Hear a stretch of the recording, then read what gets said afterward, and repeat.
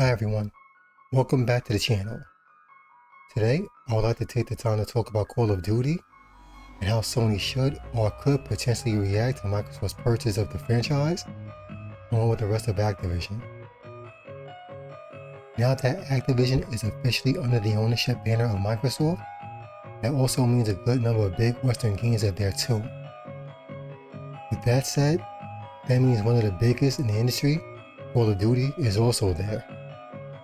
Now, while many in the industry see this as a move along with the Bethesda purchase, as Microsoft trying to buy out the industry rather than growing it, it also means that rival companies have to work harder to either buy other developers or work with some of the older franchises that they have in their stables. This is why we're going to take a look at Sony in this instance.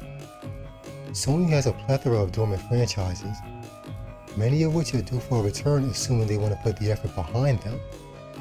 It just so happens that one such franchise is currently owned by Sony that's particularly needed right now. And given proper attention, this franchise can serve as a counter to Call of Duty, and that franchise is Socom. Now, before anyone jumps to conclusions, let me explain why I say it can actually counter Call of Duty. Let's just get this little fact out of the way right now. Call of Duty is a juggernaut of a franchise, and there isn't a single FPS franchise out there that's going to get close to it in terms of earnings or market appeal. Even in its down years, the franchise sells tons more than any of its competitors. But with that said, the way to counter Call of Duty is by being everything that the franchise isn't. For example, the game really doesn't rely much on teamwork. Just look on YouTube. Minus the cheaters, there's still a ton of people on YouTube, Twitch, and other video sites showing them just mowing down opponents, getting insane kill streaks without any teamwork whatsoever. Then there's the lack of a learning curve that makes Call of Duty easily accessible to almost anyone. This is probably the biggest reason as to why the franchise blew up the way it did. But the caveat here is that Call of Duty's strengths are exactly what some games have actually complained about over the years. Whether it be the lack of any need for teamwork, the unrealistic gameplay, or the abundance of children, this may give Sony the opening they would need. This is where the revival of Socom can come in. Now, they won't succeed by trying to be like Call of Duty, but they can succeed by being everything that Call of Duty is not. One thing that means is going back to the basics of what made the franchise what it was, and that comes in a number of steps. 1. Bring back Zipper and the original developers. This is by no means a simple task. Zipper Interactive was closed back in 2012. Life goes on, people have lives to lead, and bills to pay. So getting any of the older crew back on board is a tough task indeed. And that's assuming they'd even want to come back in the first place.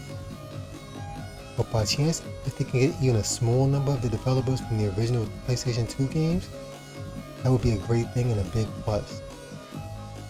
However, this sounds good in theory, but we have to take note of the infighting that was happening at Zipper.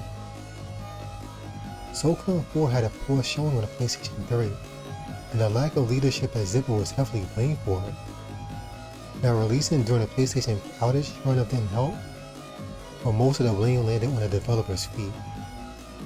If Zipper is to be reformed, a clear chain of command has to be set. It's ironic that a developer making a military game focused on teamwork had their own teamwork issues. 2.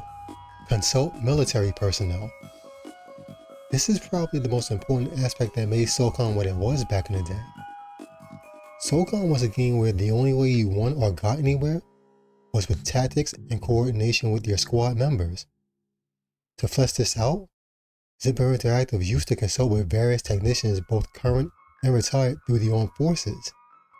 In an age where everyone is trying to chase the Twitch, arcade-style FPS, or third-person game, this is actually the kind of thing that would set Socom apart.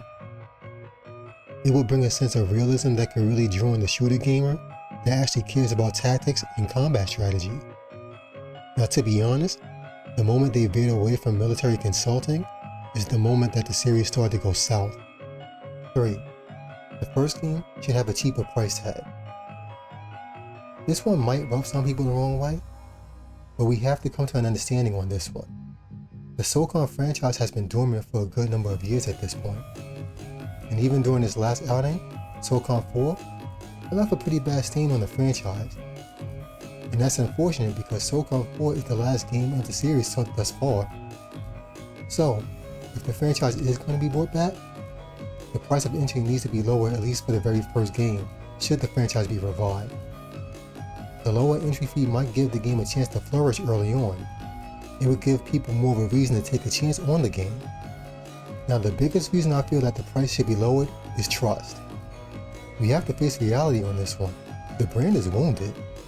So with that, consumer trust has to be rebuilt.